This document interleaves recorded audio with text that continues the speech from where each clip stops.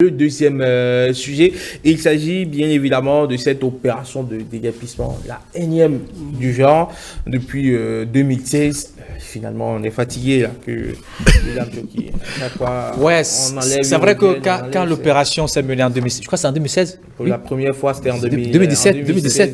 Enfin, voilà. Pour la toute première fois, c'était en 2016-2017. On n'a pas trop compris, tout le monde n'a pas trop compris là où allaient les autorités. C'est vrai que pour la plupart, nos bonnes dames vendaient au bord de la voie. C'est l'activité qu'elles mènent pour avoir un petit argent pour les besoins. Mais on a vu le bien fondé de la chose. Je crois qu'après qu'on l'a fait, l'État s'est occupé ces espaces, mais il y en a qui ne sont pas encore occupés. Donc les gens sont revenus. Parce qu'ils ne savent pas quoi faire. Parce qu'il y en a qui n'ont pas les boutiques où il faut vendre. Il y en a par exemple qui quittent leur maison d'un autre quartier, ils viennent dans un autre quartier pour venir installer leur étalage, bon, enfin, ainsi de suite. C'est comme ça que d'autres encore repris ces espaces. Moi, je souhaiterais que l'État puisse vite ouvrir les marchés qui sont construits, qu'on puisse reloger ces différentes femmes. Vous pensez que toutes ces personnes-là auront une place au marché? Déjà que les marchés sont prioritairement pour ceux qui avaient été délogés et remis dans des espaces donnés le temps de construction de ces marchés. Oui, moi je suis d'accord avec votre... J'ai eu dit que les espaces qu'il y a, les places qu'il y a au niveau des marchés dépassent même l'estimation qui était déjà faite. Donc je suppose alors que ces bonnes dames qui, entre-temps, étaient au bord de la voie, peuvent avoir de place aussi. Mais quelque part, est-ce que le coût ne sera pas prohibitif? C'est quand même des marchés modernes, des marchés de haut niveau. Donc forcément, l'entretien, le coût de l'entretien va passer par là. Et donc, on a reçu ici le directeur général chargé de la construction de l'habitat, M. Ananou, qui a rassuré que ce n'est pas prohibitif, donc on attend de voir si vraiment ce qu'il a dit, c'est une réalité. Enfin, pour moi, j'attends de voir. Alors, Alain Tosno, quelque part, est-ce que ce n'est pas de l'incivisme aussi? Parce qu'on vous a dégagé une fois, une deuxième fois, une troisième fois, mais à chaque fois, vous revenez, certes, la nature a horreur du vide, mais lorsqu'on vous chasse, lorsqu'on vous dit ne restez pas là, écoutez, ne restez pas là. Vous avez dit chasser, là. Faut qu'on dise. Lorsqu'on vous dit ne restez pas là, je préfère. Ça fait plus poli. Ça fait plus poli et plus respectueux. Non, mais la question de l'occupation du domaine public est une problématique majeure. Et cela ne date pas donc du gouvernement de la rupture. Même avant la décentralisation sous Dandjirou, qu'on a surnommé le casseur, déjà, c'est-à-dire que les autorités d'alors étaient confrontées à cette question donc d'occupation anarchique donc du domaine public. Et en plus, ce qu'il faut ajouter, ce n'est pas qu'à Cotonou, qu'au Bénin, dans les autres capitales, dans les autres pays également, les gens sont confrontés à cette problématique-là. Alors, pourquoi on en est là? C'est vrai, on peut pointer du doigt l'incivisme des populations, mais derrière, il faut voir, les gens, pourquoi ils occupent? C'est parce qu'ils veulent mener une activité, ils n'ont pas l'espace adéquat où il faut le faire, et les autorités locales ou les autorités étatiques, bon, quelque part, c'est la conséquence d'une mauvaise, je dirais, gestion de l'espace public. C'est ça qui a amené à ça. En principe, si l'État ou les municipalités aujourd'hui devraient pouvoir donc bien aménager des places et permettre aux gens, à toute personne qui veut vraiment mener une activité, devrait venir devant le portail de la ville, de la mairie et dire bon voilà, je veux faire une activité, j'ai besoin d'une place et on va le conduire sur la place avec les conditions qu'il faut.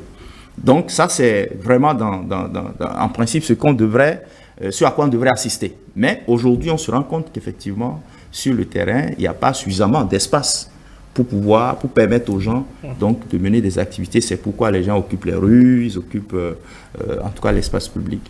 Je crois que le gouvernement a commencé déjà avec la construction des marchés de résoudre le problème. Donc c'est pour ça que je rejoins William pour dire il faut encourager le gouvernement à très vite donc reloger les bonnes dames au niveau de ces marchés. Ce serait un pas. Mais je ne suis pas sûr qu'on pourra ces marchés-là pourront donc accueillir tous ceux-là qui veulent effectivement faire les activités. Il y en a qui veulent aller au marché, mais il y a d'autres, pour trouver la clientèle, c'est au bord de la voie. Seulement ce qui arrive, si vous constatez très bien, lorsqu'on finit d'aménager les rues, c'est que on a des boutiques, le montant du loyer augmente. Si c'était à 20 000, 30 000, ça passe à 50 000. Et quand ceux-là qui veulent... C'est des comportements à dénoncer, justement. Oui, quand ceux qui veulent maintenant aller prendre la boutique et autres, alors ils se rendent compte qu'au bout de 3 mois, de 4 mois, avec ce qu'ils gagnent, ils n'arrivent plus à payer le loyer. Ouais. Donc vous avez beaucoup de boutiques qui sont donc réalisées au bord des rues qui ont été asphaltées, mais ces boutiques-là se referment après ouverture, après 2 mois, 3 mois, 4 mois d'ouverture, parce qu'il y a une spéculation qui fait qu'effectivement, que les gens ne sont pas en mesure. Donc, quand on est face à une problématique comme ça, c'est d'inciter les autorités gouvernementales, d'inciter les autorités locales à voir comment donc accompagner ces nouveaux entrepreneurs qui veulent véritablement quitter donc les rues, les espaces publics pour venir vraiment se loger. Il faut un accompagnement parce que en réalité, ils n'arrivent plus à supporter le coût donc du loyer et ils se retrouvent comme ça du jour au lendemain à retourner. Parce qu'il faut mener quand même l'activité quelque part et gagner quelque chose.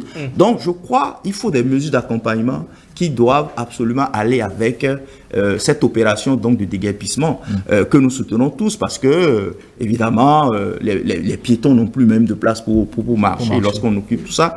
Et lorsqu'il y a des accidents, c'est que les populations sont exposées. Parce que quand il y a un accident qui se produit, on n'arrive plus à limiter les dégâts parce que tout de suite, vous avez un véhicule qui déborde et puis bon, tout de suite, ça rentre dans... Donc je crois que c'est important d'inciter les gens effectivement à respecter donc, le domaine, l'espace public, mais en même temps aussi, il faut que les autorités locales, et, avec l'appui des autorités gouvernementales, travaillent à trouver des mesures.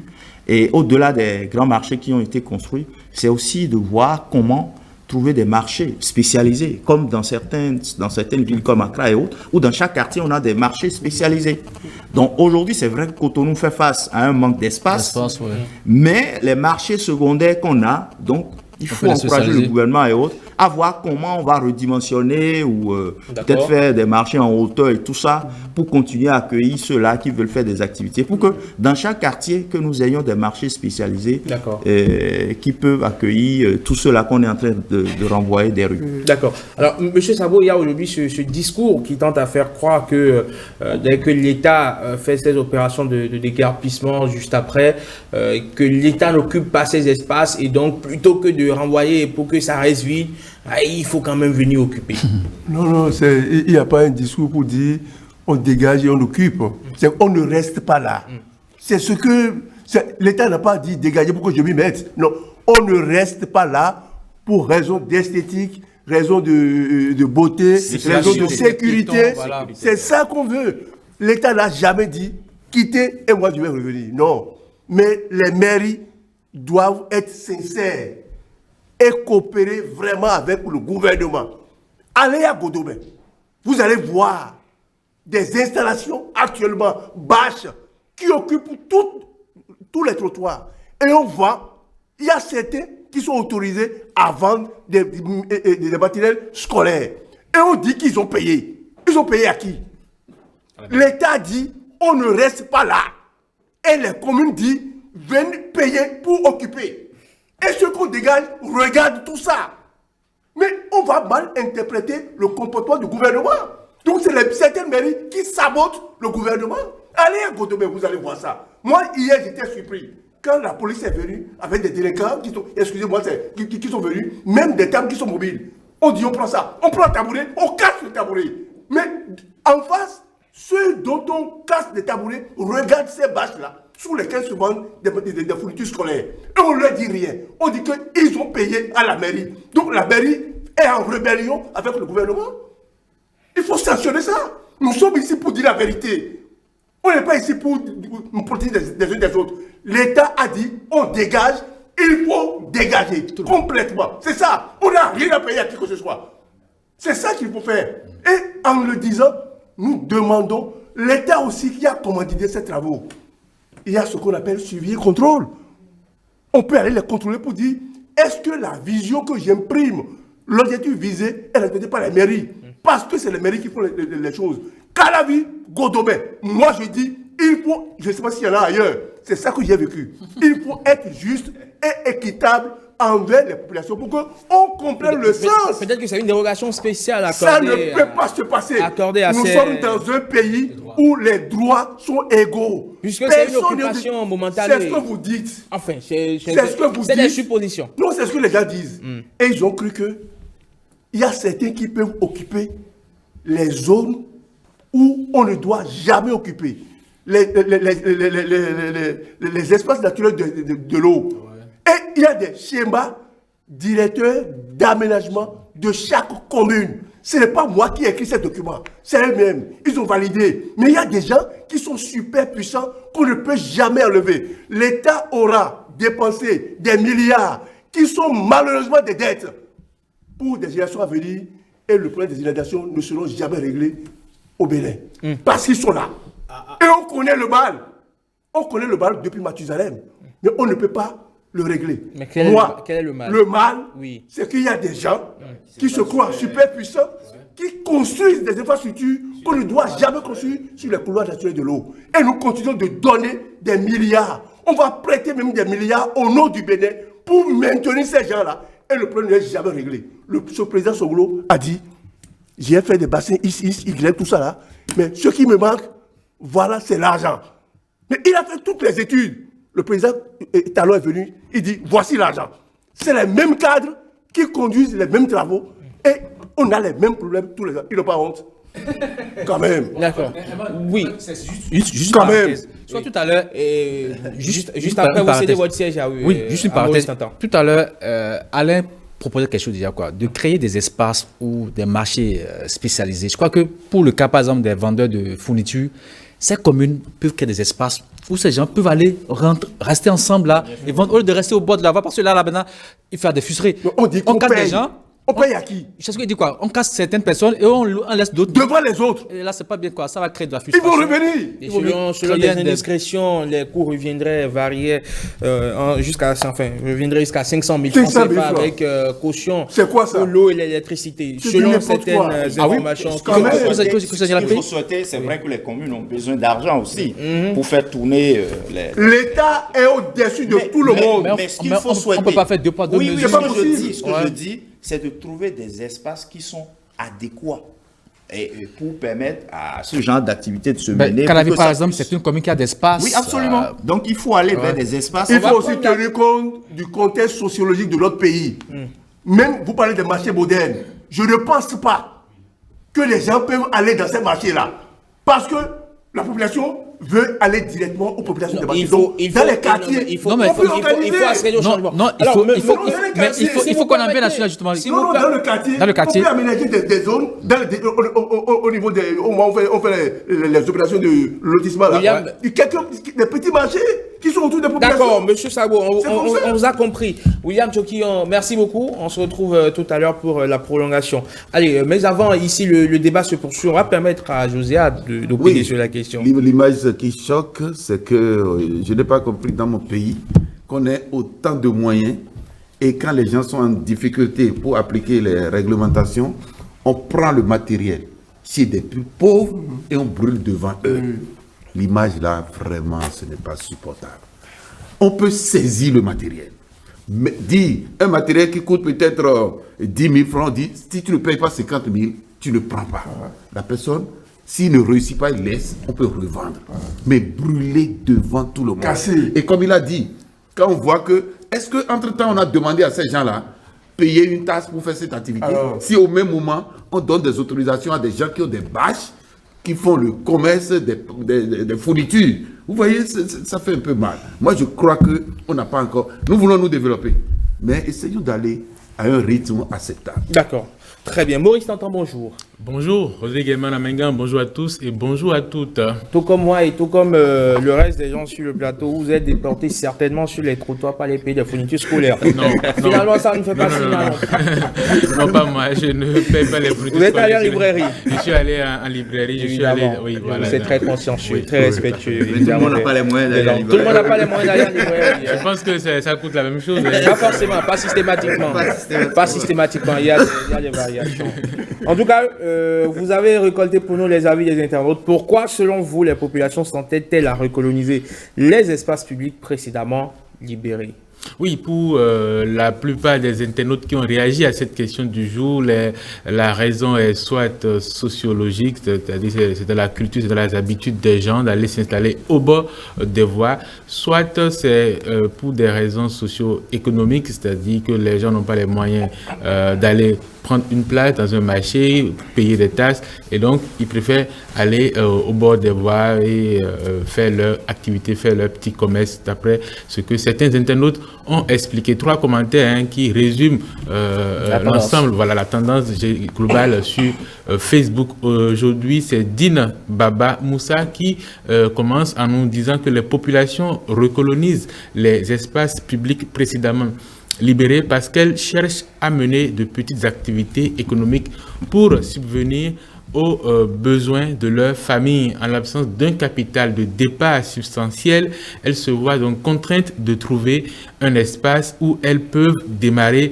leur petit commerce en attendant que leur situation soit clarifiée ou améliorée. Voilà ce que nous dit cet internaute. Tout comme lui, il y a Nicolas Rontondi qui explique quant à lui que la libération n'a pas été faite dans l'intérêt national mais pour un intérêt particulier et personnel. Les populations ont juste compris la supercherie. C'est ce qui, écrit-il selon moi, explique en partie le constat objet de la question du jour. Et on va terminer avec l'analyse de Mika Koussemou qui nous dit les populations recolonisent les espaces publics précédemment libérés pour diverses raisons. Parfois, cela est dû à un manque de ressources ou de logements, ce qui peut les amener à s'installer dans des espaces publics. D'autres fois, cela est lié à des problèmes sociaux ou économiques plus larges tels que le chômage ou la pauvreté qui peuvent pousser les gens à chercher des moyens de subsistance alternatifs. Il est important donc de comprendre les raisons sous-jacentes à ce comportement pour pouvoir y répondre de manière efficace et durable, conclut Mika Koussemou. Et voilà, Rodrigue Emanamengan, ce qu'on peut retenir globalement des avis des internautes sur la question du jour. Merci beaucoup, Maurice Tantan. Merci, Eman. Alain Toussaint, merci.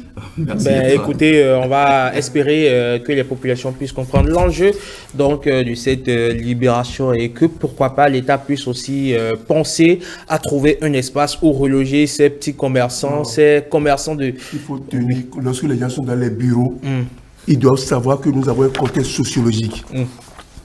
C'est-à-dire que si on fait des lotissements dans les quartiers, on peut faire des petits marchés. Ce n'est pas possible. Moi, je ne comprends pas pourquoi...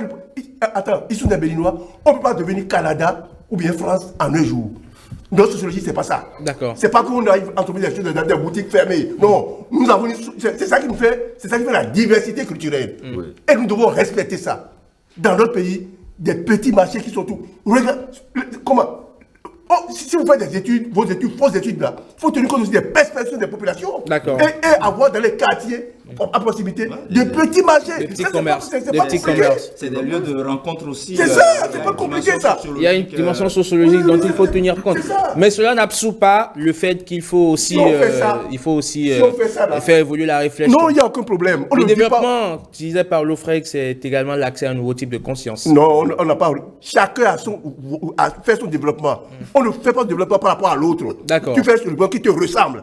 C'est ça qu'on fait ici. Mais ici, on a des gens qui sont dans des bureaux, qui ne réfléchissent que dans les bureaux, comme s'ils ne sont pas des Béninois. C'est ça qui m'énerve.